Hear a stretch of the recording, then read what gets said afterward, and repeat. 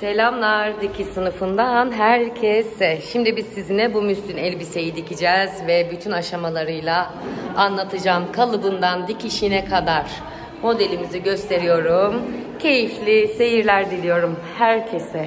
Şimdi kalıbımızdan bahsedelim. Pratik Dikiş Dergisi, burada dergisinin 2022'ye 2 modelimize gelince, modelimizde bu elbise modeli olacak. Müslin kumaştan çalışmayı düşünüyorum ve kalıp parçalarımızı size gösteriyorum. Pratik dikişte 3 boy olarak verilmiş. Birinde belden boyu 58, belden boyu 58, birinde de belden boy 73. Yani bu boyda da yapabilirsiniz, bu boyda da yapabilirsiniz. Pervaz kalıpları, roba şöyle göstereyim. Robası, pervazı, ön, arka, arkada bir pili var. Pili şurada gördüğünüz gibi robaya gömlek arkası gibi, kolda da 2 kol opsiyonu verilmiş. Kumaş önerisi olarak ince hafif elbiselik kumaşlar, vual, fisto, müslin denmiş. Ben müslinden dikmeyi düşünüyorum. Burada da müslin kumaştan dikilmiş. Şu an kumaşımı hazırlamadım. Videoyu parça parça çekiyorum. Malzemeler yazılmış, ölçüler verilmiş. 34 bedenle 44 beden arası. Benim her dergim ve her videom püf noktalarıyla doludur. Bu dergimin poşeti böyle konur, üzerine yazarım ve aradığım zaman rahatlıkla bulurum. Aynı işlemi kalıplarımı çıkardığım zaman kalıplarını içine koymak için de yazarım ve kalıplarım bunun içine konur. Roba kalıbım hazır. Kol kalıbım hazır. Arka ve ön kalıplarım da hazır ve ön kalıbımda, yani en büyük parçada genellikle ve o da önde. Modelimi de yazarım. Kaç beden olduğunu, hangi dergiden olduğunu, önemli notları çıkarırım. Bir de diktikten sonra eğer not almam gerekirse onları da dikimden sonra yazarım. Parşömeni yetmediği yerde parşömenimize böyle ekler yaparız ve kağıt israfından kendimizi kurtarmış oluruz. Şimdi elbisemizin dikimine rahatlıkla geçebiliriz. Ama şunu eklemek istiyorum. Burada pili buradan kapanacak ve roba yerleşecek. Arkada pilimiz vardı. Önde de bizim derin V1 yakamız var şöyle. İsterseniz bu yakayı gene her zamanki gibi söylüyorum, yuvarlak yapabilirsiniz. V yakayı biraz kapatabilirsiniz. Bu yakayı yapabilirsiniz. İsterseniz biraz daha açabilirsiniz. Şimdi klasörleme sistemim bu şekilde. Dergimi de koydum. Diğer dergilerin olduğu yere bu şekilde saklıyorum. Bulmak ve düzenlemek daha kolay oluyor. Benim bütün kalıplarım da bu şekilde klasörlü haldedir. Modeli genellikle üste koyarım ve şu şekilde yazarım ne olduğunu. Böylece her aradığımda rahatlıkla hangi elbiseyi istiyorsam onu çıkarır, dikerim. Kumaşımız müslin kumaş olacak demiştik. Kumaşımıza da karar verdik. Rengi çıkıyor mu bilmiyorum. Şimdi yıkandı, ütülenecek ve kesime hazır hale gelecek. Şöyle gösteriyorum. Çok sağlıklı kumaşlardır biliyorsunuz. Yaz için teri emer, terletmez, kolay kurur. Özellikle çocuk giyimlerinde ve bebek giyimlerinde çok tercih edilen kumaşlardandır. Şimdi kumaş kalıbın da önerdiği gibi müslin kumaşla kesmeye başlayalım. Tabii ki ilk önce kumaş kontrollerimizi yapıyoruz. Nerelerinde defosu, hatası var bakıyoruz. Her kesimden önce özellikle keseceğimiz taraftaki yeri iyice kontrol ediyoruz ki sonradan bir sürprizle de karşılaşmayalım. İşaretlerimi aldım, sabunlarımı koydum. Burada almam gereken işaretlerden pili işareti, ok yönü. Robamı da keseceğim ama robamı kesmek için biraz kumaşı kaydıracağım. O kumaşa şurada şu an acıyorum. Daha sonra da şuradan kolu yerleştireceğim. Tam keserken söylemeyi unuttum. Siz isterseniz burada yakayı kapatabilirsiniz. Yuvarlak yaka yapabilirsiniz ama ben kalıbın yakasını kullanacağım. Şimdi kaydırarak robayı keseceğim. Normalde robayı çift kat yapıp erkek gömleklerindeki gibi temiz dikişte de yapabiliriz. Tek kat da yapabiliriz. Dergi tek kat vermiş. Ben duruma göre karar vereceğim şimdi buna. Tek kat da yapabilirim, çift kat da yapabilirim robayı. Şimdi işaretlerimi geçirdim. Karbon kağıdıyla ok yönünü belli ettim. Bir de burada kol takma yerini ve yakanın şeklini geçirdikten sonra 1-1,5 santime yakın dikiş payı verdim. Roba ve kol kaldı. Kolu da çizdim. Kolun işaretlerini aldım. Şimdi kolu da keseceğim. Sonra roba. Sadece kol ağzına 2 veya 2,5 santim vereceğim lastik katlama payı olarak. Diğer yerlerine 1,5 santim. Robayı kaydırarak 2 kat kesmeye karar verdim. Temiz bir dikiş istiyorum arkada. Her zaman olduğu gibi şimdi ilk önce makinalarımı ayarlayacağım. Bu ipleri bulabildim. Yola bu iplerle devam edeceğiz mecburen. Çok uygun bir ipim yokmuş. Ne olursa olsun mutlaka bir deneme parçası üzerinde her iki makinanızı da ayarlayıp lütfen dikişe öyle devam edin.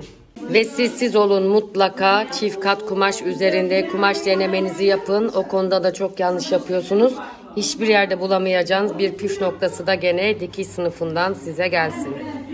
Şimdi bu robanın arkanın pililerini pili yönüne göre katladım. Robayı nasıl yapacağım? Aynı erkek gömleklerinde yaptığımız gibi ve iç çamaşırı dikiminde yaptığımız gibi temiz dikiş dediğimiz iki robanın arasına bakın şuraya aldım. Şimdi diktikten sonra daha net göreceksiniz.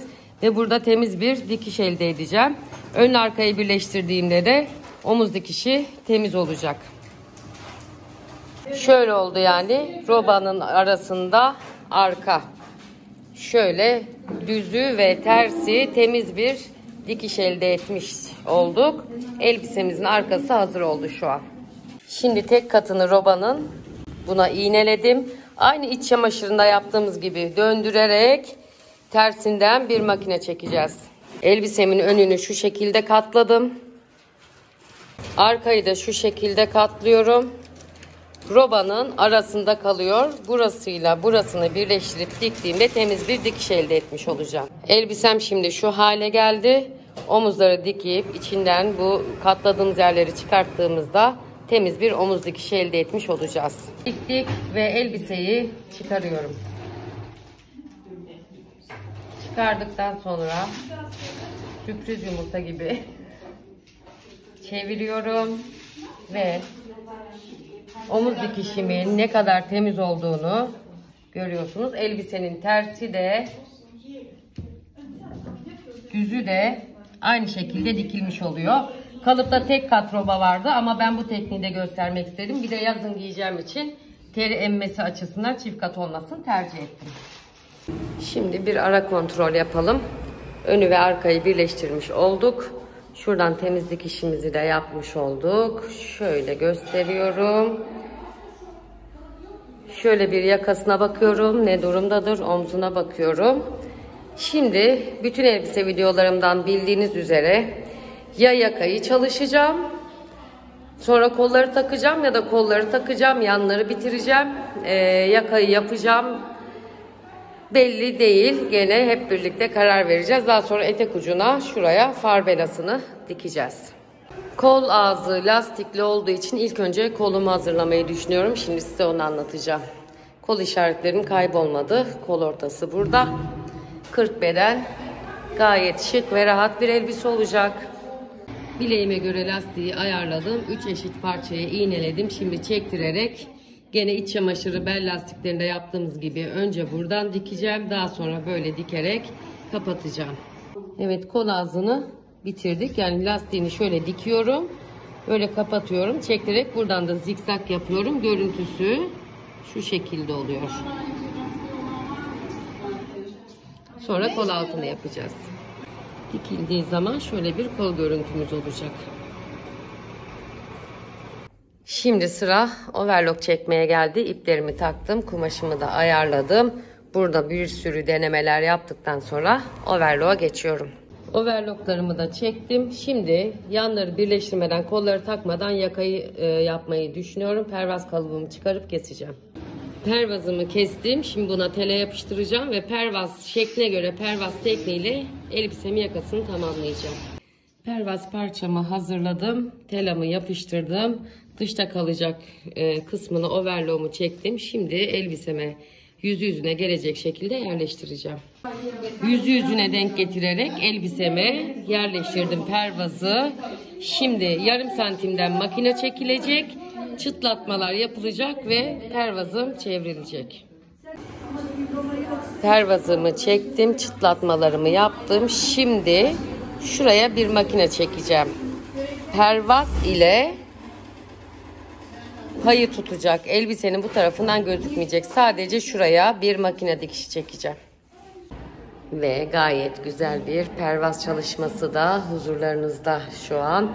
Gördüğünüz gibi şuradan dikiş gözüküyor ama buradan dikiş gözükmüyor. Bunun tekniği de budur. Birçok kol takma videosu size anlattığım için kol takmayı anlatmıyorum. Alta link bıraktığım elbise ve kol takma videolarından bakabilirsiniz. Şimdi elbisenin kolunu taktım. Kalıp çok güzelmiş bu arada, hatırlatayım. Hiçbir yerinde bolluk, şeylik olmadı. Hiçbir yerinde düzeltme yapmama gerek de olmadı. Şimdi kolları dikelim, yanları birleştirelim. Yan dikişleri iğneledim. Şimdi kol altı ile birlikte yan dikişe makine çekiyorum. Kollarımızı diktik, yan dikişlerimizi birleştirdik. Ara ütülerimizi yaptık ve genel görüntüsüne şöyle bir bakıyoruz. Gayet her şey yolunda gözüküyor. Sıra geldi etek ucundaki fırfırı dikmeye. Farbela şeklinde olacak. Birazdan ölçüleri size vereceğim. Dergide 3 boy olarak verilmişti farbela boyu. Bu tamamen sizin zevkinize kalmış olacak şekilde 100 santime 23 santimdi diye düşünüyorum. Kalıbı öyle yazmıştım. Şimdi bakarız kalıba.